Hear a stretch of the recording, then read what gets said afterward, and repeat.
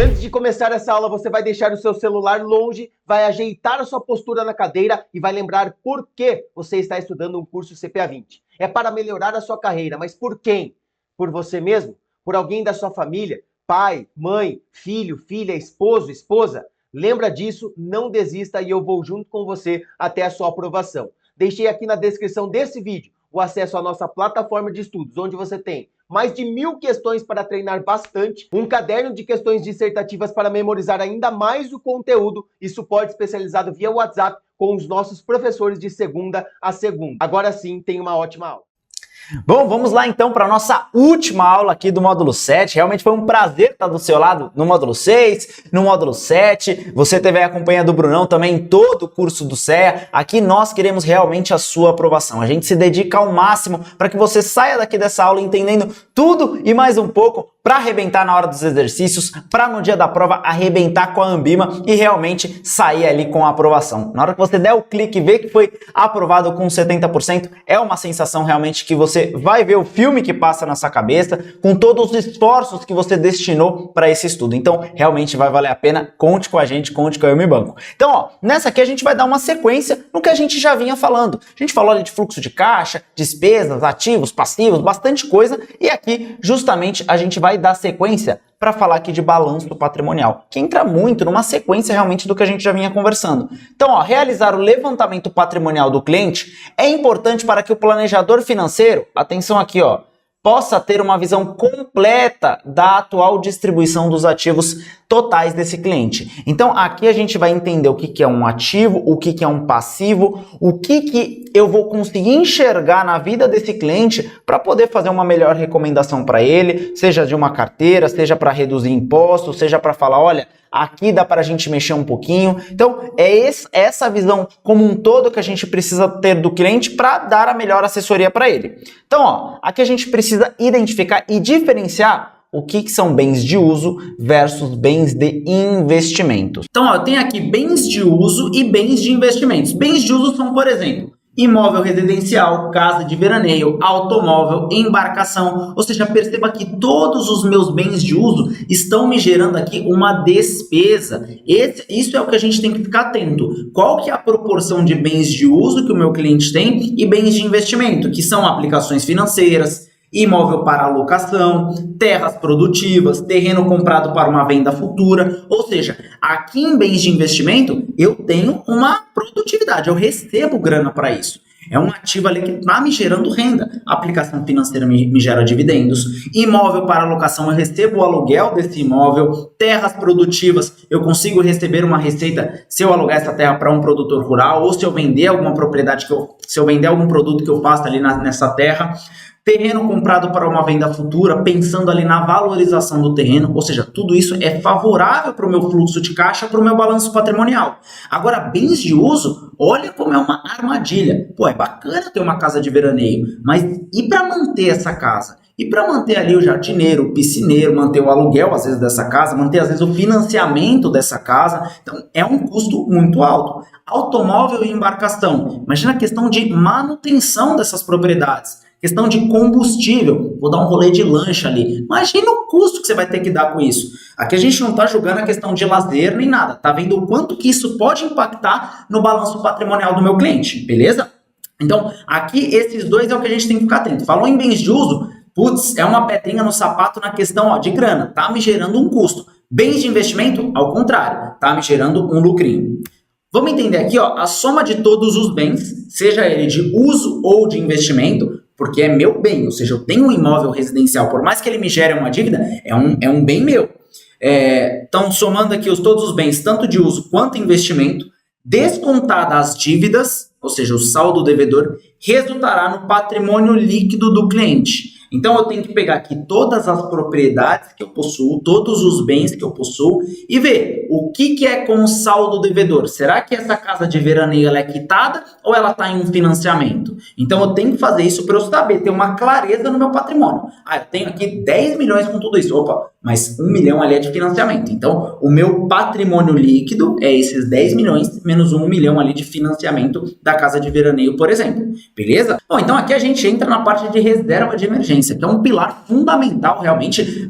Antes de tudo, você tem que conversar com o seu cliente sobre essa reserva de emergência. A gente já até tinha brevemente pincelado, mas aqui eu quero te falar em questão de prazo, em questão da onde fazer essa aplicação, porque é uma conversa que você vai ter ali com o seu cliente como primeiro passo. Depois você vai recomendar uma carteira visando o longo prazo, depois você vai tentar entender onde ele pode pagar menos imposto ou não, mas isso daqui tem que ter ali para o seu cliente, fechado?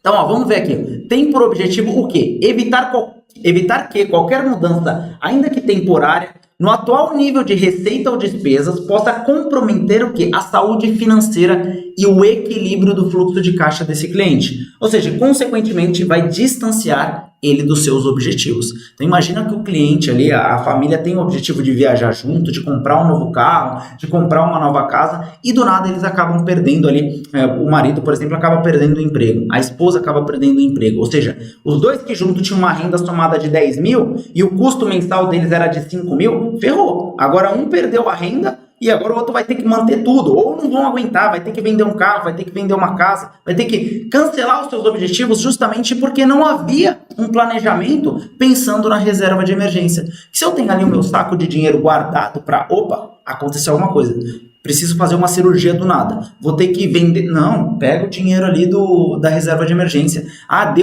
estourou o motor do carro, 10 mil reais para arrumar, tem uma reserva de emergência, ou seja, algo que está fora do planejado, mas que pode impactar completamente a dinâmica daquela família ou daquela pessoa. Então é super importante ter essa reserva de emergência, beleza? E qual o prazo, Renan? Recomendado aqui de 6 a 12 meses do seu custo mensal. Tem o custo mensal ali de 5 mil, o mínimo ali que é recomendado é você ter pelo menos aqui, deixa eu colocar aqui, senão vai ficar atrás de mim, 30 mil. Ou seja, tenho 30 mil, me dá uma tranquilidade de 6 meses. Aconteceu algo? Eu tenho 6 meses aqui de custo mensal para poder ir pagando ao longo do tempo. Por exemplo, eu perdi meu emprego. Eu não preciso sair aceitando qualquer emprego, porque eu tenho uma reserva que me permite ficar 6 meses ali tranquilo em relação ao meu custo mensal. Se eu quiser uma proteção ainda maior, aí eu posso ter até 12 meses, tá? Não tem um limite máximo nem mínimo, mas isso é o mais recomendado, porque dá uma tranquilidade financeira para essa pessoa de 6 meses até 1 ano, fechado? Qual a aplicação? A aplicação aqui, Tesouro Selic, Fundo DI, pode ser, porventura o cliente tem medo de qualquer outra aplicação e vai ser muito você, como especialista, para quebrar essa objeção, ele pode aplicar na poupança, porque, querendo ou não, é um produto seguro, lógico que vai render menos que o Selic, lógico que vai render menos que um fundo DI que tem a taxa zero, mas tem aqueles clientes ainda que você vai ter que quebrar bastante objeção para poder alocar em um produto mais atual, em um produto melhor. Mas aqui o foco da reserva de emergência é produto com altíssima segurança. A gente não está buscando um retorno absurdo, a gente está buscando alta segurança. Fechado? E aqui, outros 2 pontos importantes é incremento de renda ou redução de gastos e avaliar impostos. Eu preciso, no meu balanço patrimonial, para ter uma saúde financeira melhor, se eu não estou conseguindo lidar com as coisas, lidar com as finanças, lidar com as minhas despesas, eu vou ter que aumentar a minha renda, incrementar a minha renda. Ou seja, o primeiro aspecto é avaliar se existe alguma forma de aumento no atual nível de renda. Como o plano financeiro invariavelmente terá como objetivo elevar a capacidade de poupança. Ou seja, eu não consigo investir mais. Ou seja, para os meus objetivos, essa capacidade que eu tenho de poupar é muito baixa. Qual que é a minha opção? Haver aqui o incremento da minha renda ou redução dos gastos. É que aqui, por exemplo, esse seria o melhor caminho, pois ao contrário da redução das despesas, que é o que a gente vai ver, ela não impacta no padrão de vida. Se você tiver que reduzir despesa, você vai ter que descer um degrau no seu padrão de vida. Se você não quiser isso, quer continuar mantendo ali a sua academia de primeiro nível, quer continuar mantendo ali o seu carro mais legal, você vai ter que aumentar a sua renda para continuar pagando isso e conseguir poupar mais. Senão, vai ter que fazer aqui redução de gastos. Esgotadas as possibilidades do incremento de renda, não conseguiu fazer um Uberzinho ali a mais, é hora de rever os gastos, reduzindo despesas não essenciais. Por exemplo, essa academia, você está pagando R$200 para ter natação, Muay Thai, Zumba, eu ia falar Zumba, não precisa. Você faz ali seus 40 minutos, vai numa academia um pouquinho mais enxuta e você consegue fazer essa redução.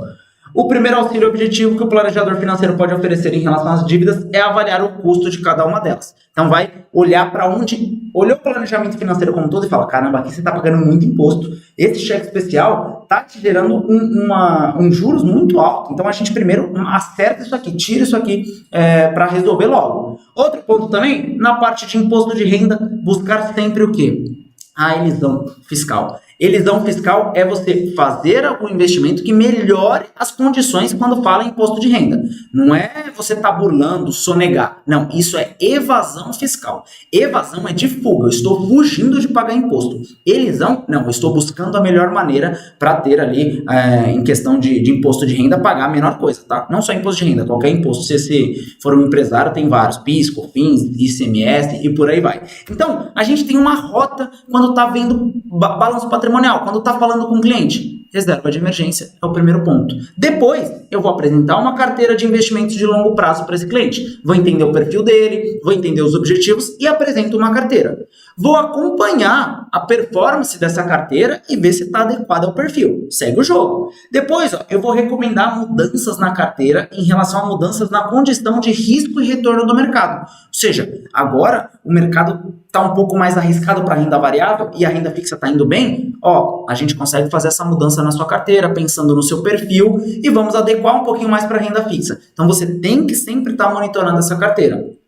E aqui, por fim, buscar alternativas financeiras adequadas ao planejamento fiscal em função da situação econômica do cliente. Então, a gente está falando aqui de planejamento fiscal. Eu quero melhorar o que esse cliente está pagando ou não de imposto. Às vezes ele está tendo ali uma declaração de imposto de renda completa, só que está com uma previdência VGBL e ele não deduz os 12%. Então, seria melhor trocar essa VGBL por um PGBL para que esse cliente possa bater os 12% e assim ter uma elisão fiscal, ter uma melhora ali quando se fala de imposto. Então, balanço patrimonial, fluxo de caixa, reserva de emergência, é tudo isso que a prova pode te perguntar. É como você, assessor, especialista, vai olhar esse cliente como um todo e vai dar as melhores ferramentas, vai apresentar a melhor assessoria para esse cliente, desde o início da sua consultoria até o final, para esse cliente estar sempre respaldado ali de uma melhor conversa. Fechado, pessoal? Então, com isso, a gente finaliza aqui o módulo 7, falamos bastante coisa, lá desde heurística, planejamento, é algo aqui muito mais voltado do que você encontra até no CFP. Isso é uma